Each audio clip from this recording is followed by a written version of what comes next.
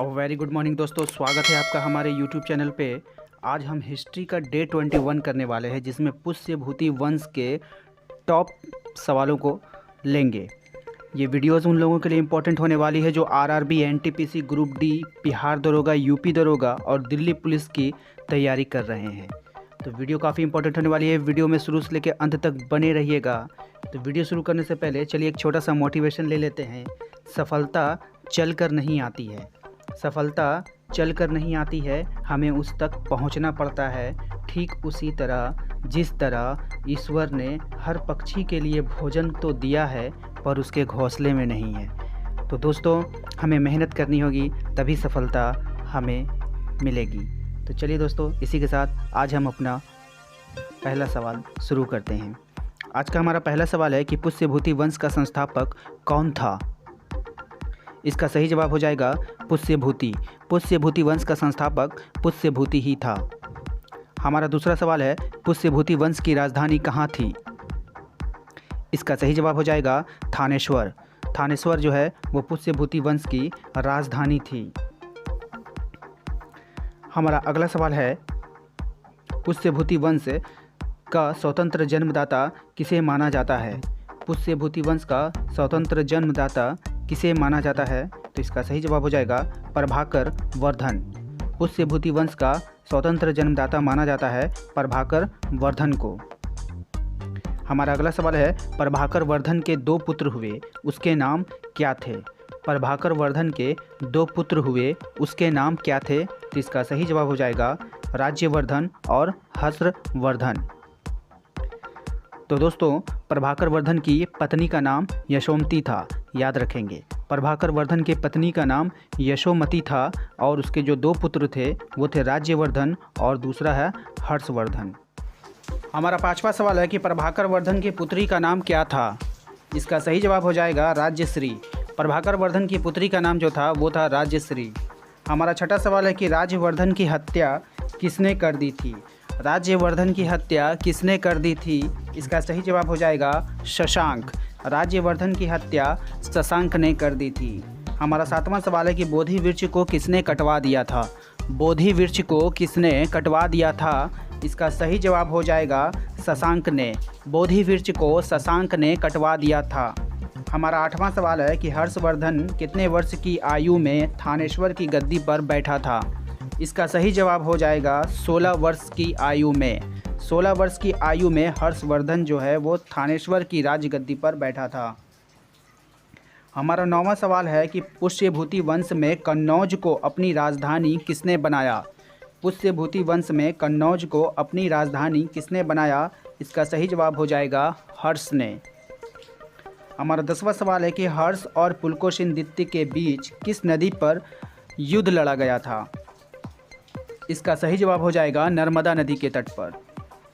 हमारा 11वां सवाल है कि चीनी यात्री हेनसोंग के शासनकाल में हेनसोंग जो है वो किसके शासनकाल में भारत आया। चीनी यात्री हेनसोंग किसके शासनकाल में भारत आया। इसका सही जवाब हो जाएगा हर्षवर्धन। हमारा 12वां सवाल है कि हर्ष ने कहाँ के शासक से बुद्ध के दंत अवशेष बलपूर्वक प्राप्त किए थे।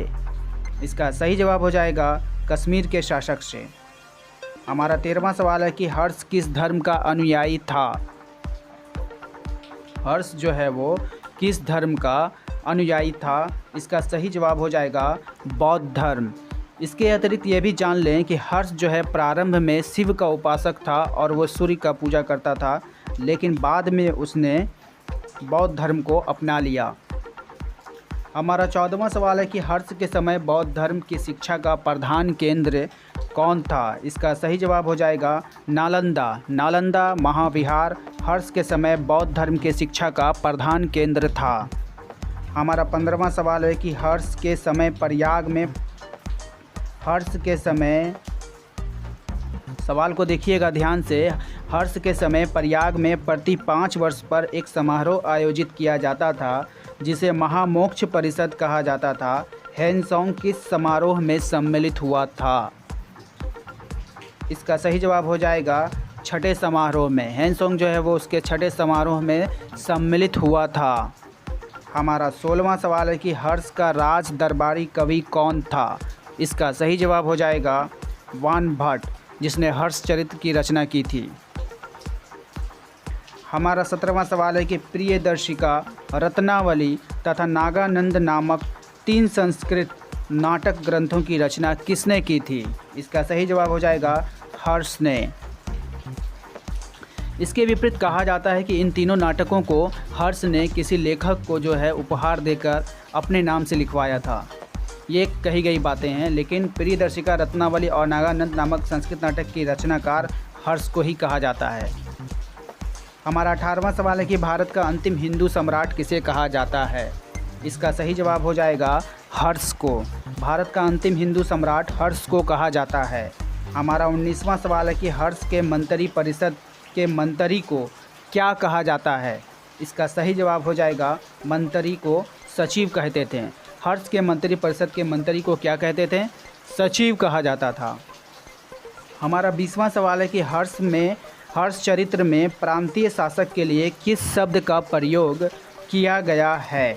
इसका सही जवाब हो जाएगा लोकपाल। हर्षचरित्र में प्रांतीय शासक के लिए लोकपाल शब्द का प्रयोग किया गया है। हमारा 21वां सवाल है कि हर्ष के समय पुलिसकर्मियों को क्या कहा जाता था। हर्ष के समय पुलिसकर्मियों को क्या कहा जाता था। इसका सही जवाब हो जाएगा चाट या भाट। हमारा 22वां सवाल है कि हर्ष के समय गज सेना का प्रमुख कौन था। हर्ष के समय गज सेना का प्रमुख कौन था। इसका सही जवाब हो जाएगा स्कंदगुप्त। हर्ष के समय गज सेना का जो प्रमुख था वो था स्कंदगुप्त। हमारा 23वां सवाल है कि हर्षचरित्र में सिंचाई के लिए किसका उल्लेख मिलता है। हर्षचरित्र में सिंचाई के लिए किसका उल्लेख मिलता है। इसका सही जवाब हो जाएगा तुला यंत्र। इसे हम लोग जल पंप भी कह सकते हैं। हर्षचरित्र में सिंचाई के लिए किसका उल्लेख मिलता है, तुला यंत्र का, जिसे जल पंप भी कहा जाता था। हमारा 24वां सवाल है कि हर्ष के समय सूती वस्त्रों का निर्माण केंद्र कहाँ था। हॉर्स नहीं होगा मित्रों, यहाँ पर हर्ष होगा। हर्ष के समय सूती वस्त्रों का निर्माण केंद्र कहाँ था। इसका सही जवाब हो जाएगा मथुरा। हर्ष के समय सूती वस्त्रों का जो महान केंद्र था, जो निर्माण केंद्र था, वो मथुरा था। उम्मीद करते हैं दोस्तों आपको ये वीडियो पसंद आया होगा। वीडियो पसंद आया है तो एक लाइक कीजिए, साथ ही साथ हमारे चैनल को सब्सक्राइब करना ना भूलें। Thank you.